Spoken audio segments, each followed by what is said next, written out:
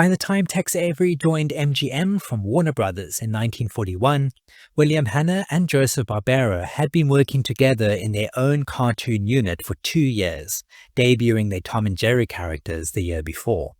And Tex Avery was given his own animation unit in the same building, practically down the hall from the Tom and Jerry unit. Even though the directors worked in separate production units, they were colleagues at the MGM Cartoon Studio, each working under the supervision of producer Fred Quimby, and were familiar with each other's work, influencing each other to some degree.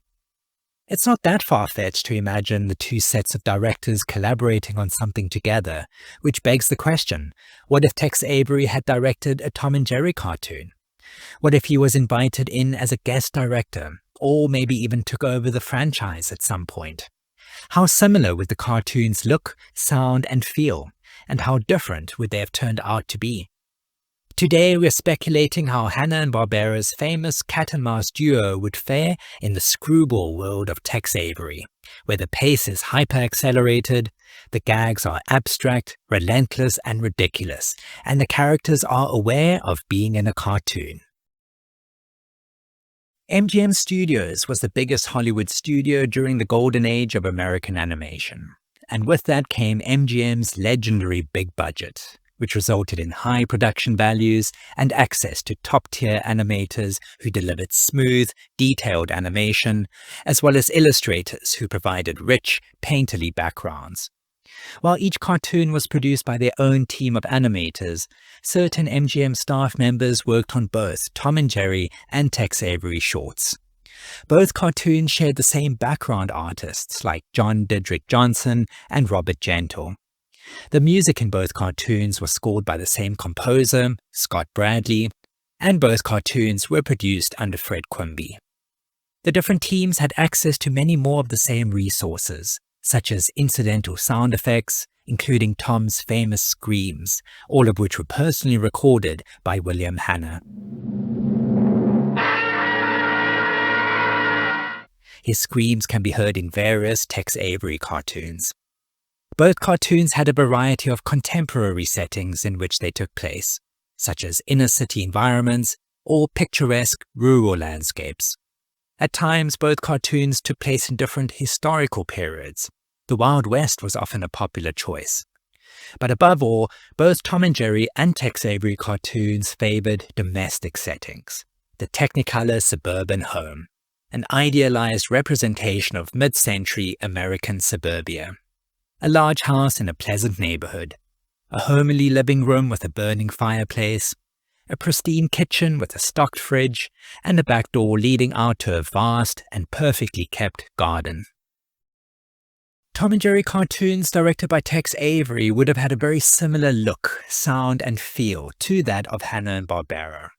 The differences would have been in the character designs, the plots, and the gags used.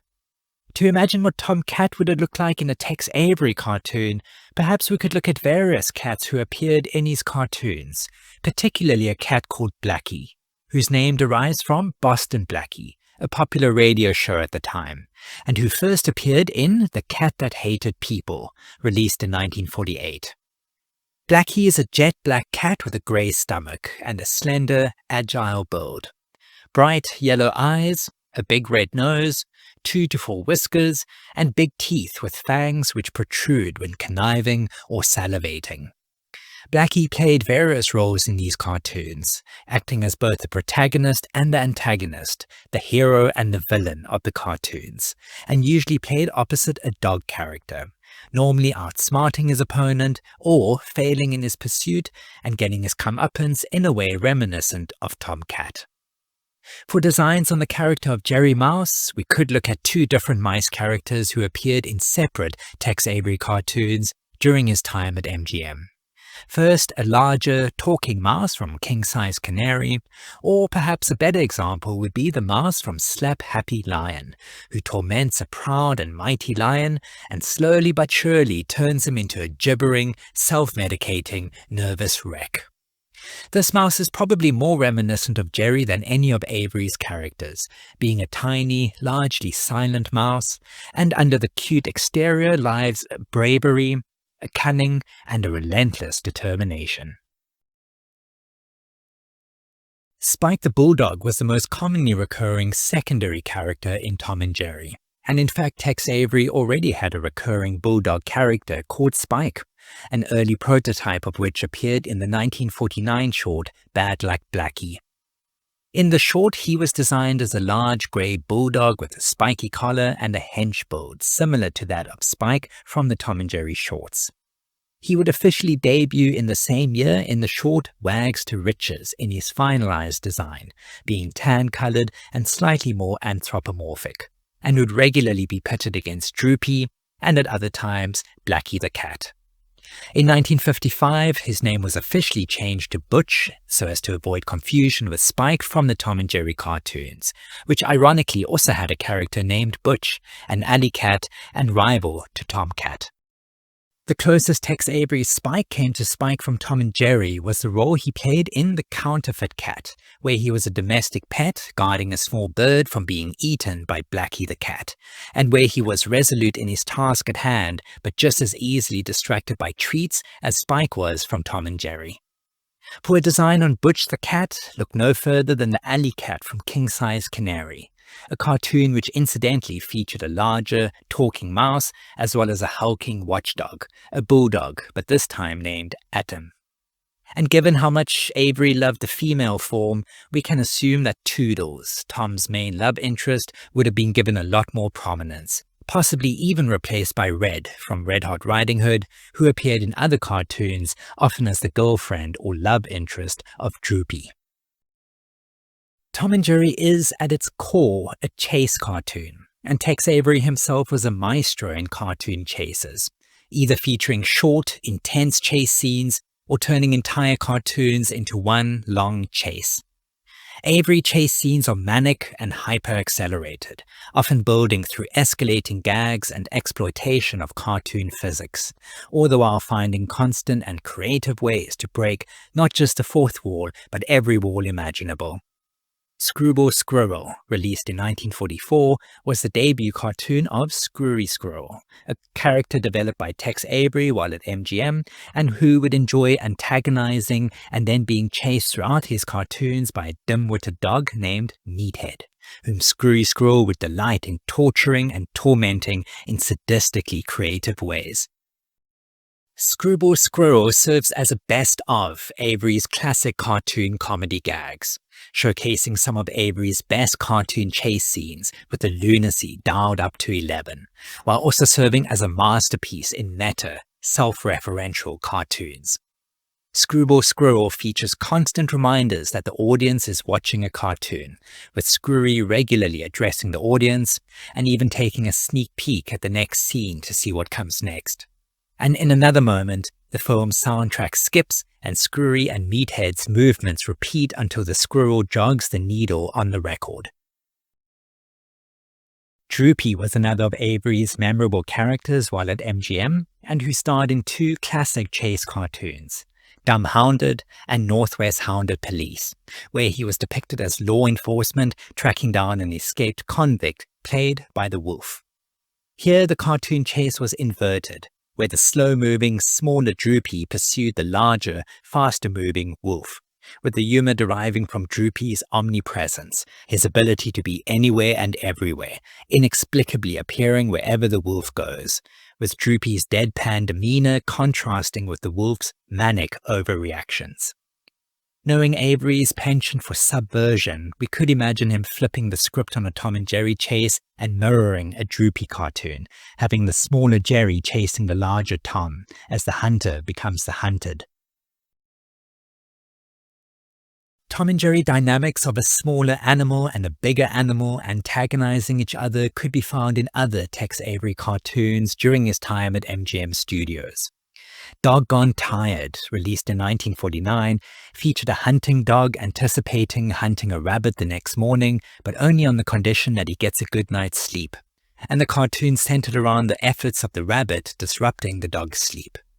Both characters are cute and sympathetic, while the dog is at no point aware of the rabbit until the end of the cartoon. Bad Luck Blackie centered around a small kitten being ruthlessly bullied by a larger bulldog until the kitten becomes protected by a larger cat, playing a guardian angel role similar to the way Spike would protect Jerry in some cartoons. King Size Canary featured a cat, a dog, a bird, and a mouse, each growing in size every time they consume a growth formula, resulting in consecutive chase scenes until the one being chased drinks the formula themselves and the chased is reversed, and the chaser becomes the chased. King Size Canary is yet another example of Avery breaking the fourth wall, with the characters calling out the ending at the beginning of the cartoon, as well as casually addressing the audience. Possibly the closest Tex Avery got to a Tom and Jerry cartoon was Garden Gopher, released in 1950, a cartoon with no dialogue, and which featured Butch the Bulldog, formerly known as Spike, trying to bury a bone in his back garden but intrudes on the home of the resident garden gopher, who frustrates Butch's efforts at every turn. Unlike a Tom and Jerry cartoon, when Tom usually starts a fight and Jerry ends it, here the clash between Butch and the gopher isn't personal, rather the result of two worlds colliding where there can only be one winner. With Tom and Jerry, the abuse is mutual, with Jerry receiving his fair share of beatings as Tom at times wins individual duels before Jerry ultimately wins the war. But here, Avery doesn't give Spike a single victory, instead using him simply as a prop character to be the recipient of gag after gag.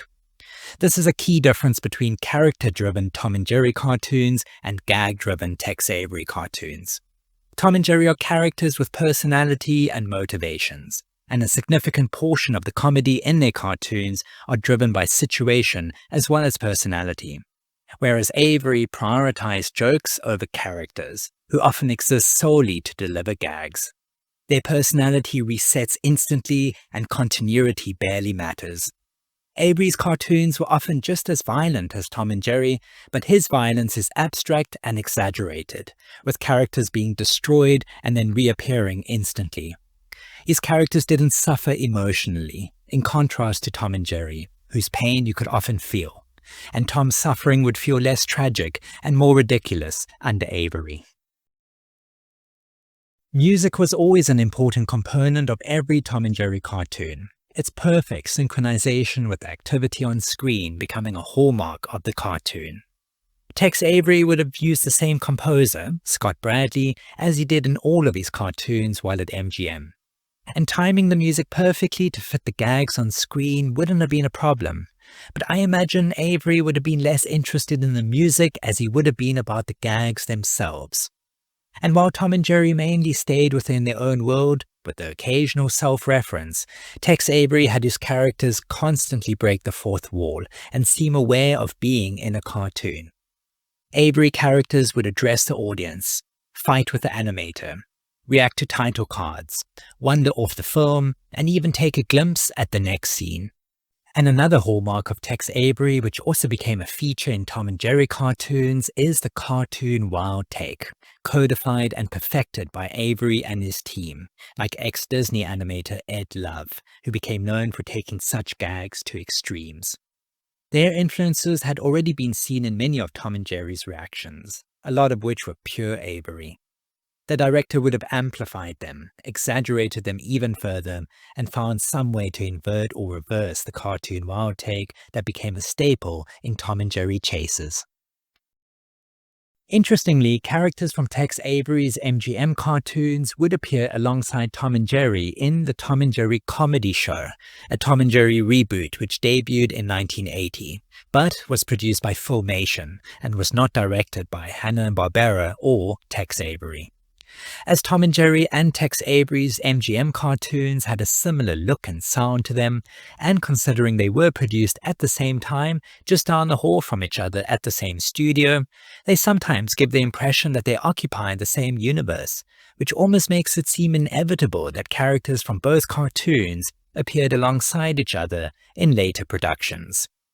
Please share your thoughts in the comments and let us know if you agree or disagree with what we speculated on today.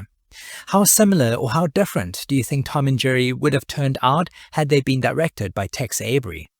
What would the cat and mouse have fought over? Feel free to suggest a plot or storyline for a Tom and Jerry cartoon directed by Tex Avery. And if you enjoyed this video, comment down below if you would like to see further speculations on other cartoons in the future, like what if Walt Disney directed a Bugs Bunny cartoon, or if Chuck Jones took the reins of a Popeye cartoon.